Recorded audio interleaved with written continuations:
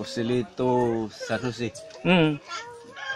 Isa pong katutubo rin, ano ho? Katutubong puro.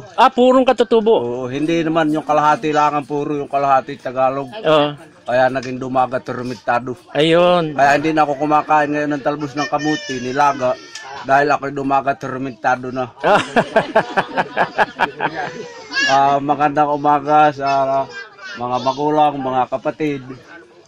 Tayo ay nagkatipon-tipon. Una-una ay pasalamat po tayo sa ating Panginoon. Ako po ay isang unang-una dito na recruit ng aking pinsan upang makatikim itong ransom na ito na gamot. Ako po ay nagpa-doktor sa Tanay. Ang sabi ng doktor po sa akin, ikaw anya bibigyan namin ng referral.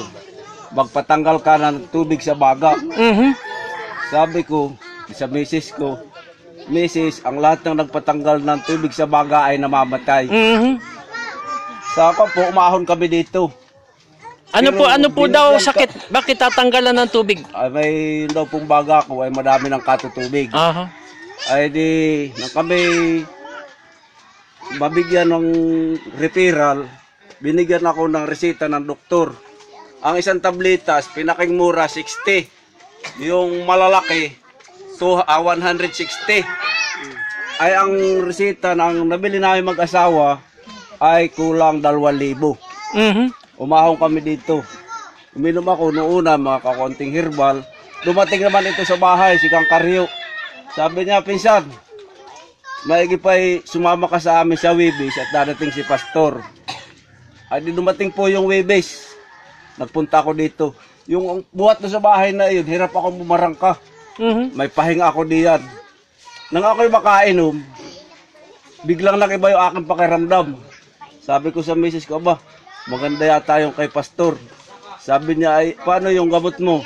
Hanggang ngayon po, yung gamot ko'y nadiyan, naka-stock.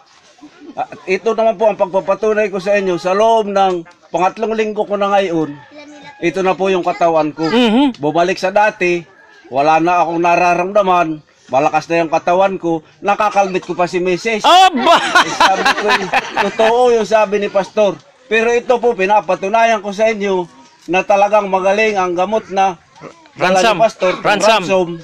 Kaya po tayo ay manalig sa Diyos dahil kinasangkapan si Pastor upang makadating dito sa ating sa Barangay Daraitan at makatulong sa ating mahihirap, dumagat man o hindi dumagat, Amen, na makapagpagaling. Ating pong pasalamatan ng ating Panginoon at magandang umaga po sa inyo lahat. Ay, nariwak talaga. Hindi ka na nahahapo? Ay, wala na po. Wala na yung hapo? Wala na, nakapagpapasa na po ako ng isang container na tubig. Pambira, purihin ng Panginoon.